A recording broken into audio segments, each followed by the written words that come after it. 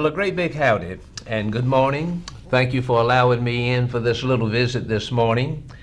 I'd like to begin with a report on something that's going on statewide. Industry leaders now have launched a new initiative to support North Carolina agriculture, and this is what it's all about. A new strategic initiative has been announced to support and bolster North Carolina's $103 billion agriculture industry called NC Ag Leads. The group includes a partnership between the Golden Leaf Foundation, the North Carolina Chamber Foundation, and the North Carolina Farm Bureau and Google.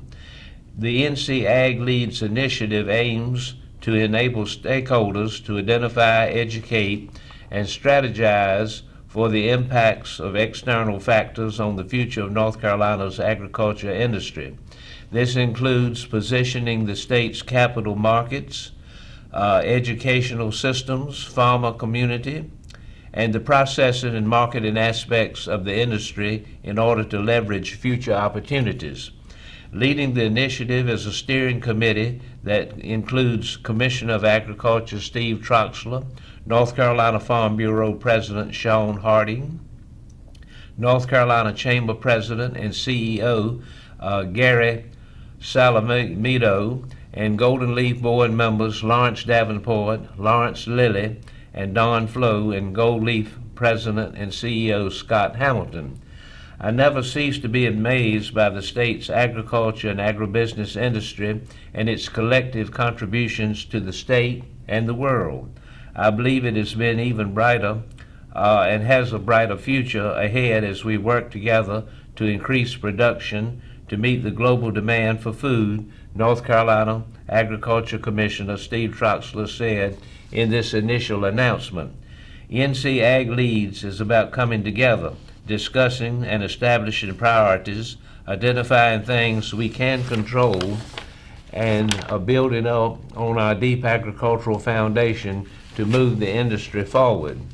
North Carolina Chamber General Counsel and President of the North Carolina Chamber Legal Institute, Ray Starlin, and Associate State Legislative Director at the North Carolina Farm Bureau, Laura Killian, will lead the NC Ag Leads strategic planning process. With its $103 billion annual contribution to our state's economy, agribusiness and agriculture drive a major share of North Carolina's economic success and status as a top state to do business. Salamito said in the announcement, NC Ag Leads will ensure that North Carolina's number one industry is positioned for continued competitiveness. Phase 1 of the NC Ag Leads initiative, dedicated to representing opportunities, barriers, and alignment in North Carolina's agriculture industry, is in progress and will conclude by June 2024. Pending approval by the steering committee, Phase 2 will involve solving and implementing the initiatives identified in Phase 1, running July 2024 to January 2025. At the end of the NC Ag Leads strategic planning process, the North Carolina agricultural community will be presented with a set of priorities that are both aspirational and attainable.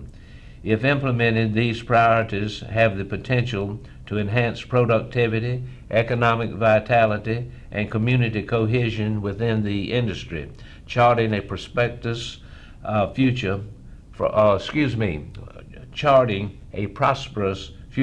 North Carolina agriculture. So this is a get-together of several influential entities that have their pulse on what's going on agribusiness-wise, farming-wise, agriculture-wise, and they are working together to make things that are already phenomenal even greater. So we look forward to the development and the progress of this. Going back in history now, ladies and gentlemen, I'd like to say a few remarks about mechanization. This goes back to the early 1800s, really. And even then, different innovators had the idea of how they could reduce manual labor and go into mechanization in one way or another. One of the most obvious of these early inventions was the mechanical grain reaper, perfected by Cyrus McCormick. The organized cultivation of crops to sustain a settled human population is believed to have developed between 10,000 and 15,000 years ago, and until relatively recently, the process by which these crops were harvested involved highly labor-intensive work. For thousands of years, men and women walked the fields at harvest time, using handheld tools to cut, rake, and bind grain. For nearly 2,000 years, attempts were made to devise machines that would make this process more efficient by reducing the amount of labor needed to harvest grain, while also increasing the amount of grain that could be collected. It was not until the 19th century, however, that highly useful machines of this type were finally created. The most commercially successful of these was invented in 1831 by a young farmer from Virginia named Cyrus McCormick, whose continued development of his machine formed the foundation of an agricultural implements manufacturing empire in the Midwest. During the Industrial Revolution, when many advancements in machine manufacturing were made in Europe and the United States, inventors began looking for ways to build horse-drawn reapers capable of efficiently cutting wide swaths of wheat and other grain crops. Many of these machines were successful at cutting grain and depositing it on a platform or on the ground, but all of the machines performed poorly on uneven ground or in damp weather, and none were commercially successful. Efforts to design a more successful mechanical reaper continued into the 19th century. Among the American inventors who sought to develop a more efficient reaper was Robert McCormick of Rockbridge County, Virginia. Mr. McCormick was a landowner whose business included farms, sawmills, and a blacksmith shop. Given to creating experimental tools and farm implements in his blacksmith shop for use on his farms, he devised a reaper in 1816 that was similar to the Gaelic reaper. It consisted of two stationary sickles that were pushed through a field of grain by a team of horses. This design was not successful, but for 15 years McCormick continued to work toward developing a viable mechanical reaper. Time goes forward, and in 1831, when Cyrus was 22 years old, Cyrus was the son of Robert McCormick now. When Cyrus was 22 years old, his father tested yet another mechanical reaper. This one, too, was ineffective, and finally, admitting defeat, Robert announced to his family that he was finished with his quest to develop a mechanical reaper. His work, however, had left a deep impression on Cyrus, who within weeks of his father's announcement began working on a mechanical reaper of his own design. He bent and shaped pieces of wood and forged iron components, and by July he was ready to test his machine, choosing a wheat field near his family's farm as his testing ground. The mechanical reaper designed by Cyrus McCormick was a horse-drawn machine featuring a divider that separated the standing grain from the grain that was already actively being cut. The cutting was done by a reciprocating blade that moved back and forth, powered by gears that were driven by a wheel that was located in the center of the machine and was in contact with the ground. The turning of the center wheel as the machine was pulled forward by horses provided the energy that moved all the other parts of the machine, including a revolving reel that pushed the wheat stalks against the blade and deposited the grain onto a platform. Although prone to clogging and sinking into soft ground, Cyrus's reaper was clearly capable of cutting and stowing grain at a speed that surpassed the rate at which the same crops could be harvested annually. Cyrus McCormick's biggest his biggest conflict or rival in the field of mechanical reaper design was an American inventor from Baltimore, Maryland, named Abid Hussey.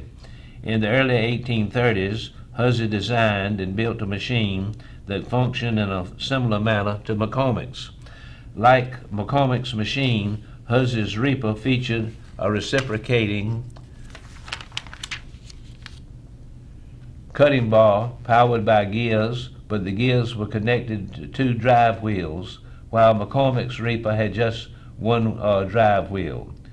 So this was competition as we would realize it and see how the two competed against one another. In 1848, the first year of its operation, the McCormick Harvesting Machine Company produced 800 mechanical reapers. But there was a problem. Just as the factory in Chicago was starting mass production, McCormick's 1834 patent on his reaper expired, and his original 1831 design passed into the public domain, with rival manufacturers now free to make reapers that incorporated components found in his design. Cyrus McCormick turned to innovative marketing as a way of keeping ahead of his competitors. Public demonstrations had served McCormick well in the past, and this was one of the market ploys he turned to in an effort to publicize his reapers and increase sales. One of McCormick's greatest advertising triumphs took place during the Great Exhibition of 1851 in London, England, where his reaper gained international recognition. Both McCormick and his old rival, Abid Hussey, were invited to publicly demonstrate their machines during the exhibition before a jury of engineers on a farm owned by a wealthy British manufacturer. As before, Hussey's reaper suffered mechanical problems, while McCormick's machine successfully cut a field of wheat in 2 trials, mowing continuously despite rain showers that made the wheat stalks soggy. The jury awarded McCormick's reaper the grand prize for the most notable invention of the entire exhibition, and a report in the Times British newspaper stated that the reaping machine from the United States is the most valuable contribution from abroad to the stock of our previous knowledge that we have yet discovered. At the end of the 1850s, Cyrus McCormick's star was still on the rise. His factory in Chicago employed 300 workers and turned out more than 4,000 reapers each year. McCormick reapers were soon being sold abroad and could be found on farms not only in the United States, but also in many European countries. As Cyrus McCormick's fortunes were rising, however, Abid Hussey's fortunes were falling, and despite successfully suing McCormick in 1859 for infringing on one of his patents, Hussey's business suffered. In 1858, he sold only 19 reapers, and at the end of that year he gave up his stakes in the business, making Cyrus McCormick the undisputed victor in the War of the Reapers. After the American Civil War ended in 1865, the McCormick Harvesting Machine Company continued to manufacture and sell ever greater numbers of reapers and other agricultural machinery. Cyrus McCormick died in 1884, and that year his factory produced a total of more than 54,000 farming machines. Now that is phenomenal. 54,000 farming machines, including several models of reapers and mechanical mowers, as well as other agricultural tools. In 1902, the company merged with several other businesses and became the International Harvester Company. Cyrus McCormick's mechanical reaper changed the way farming had been practiced for thousands of years, and a tribute he received from the U.S. Commission of Patents in 1861 amply sums up his life's work. Cyrus McCormick is an inventor whose fame is spread throughout the world.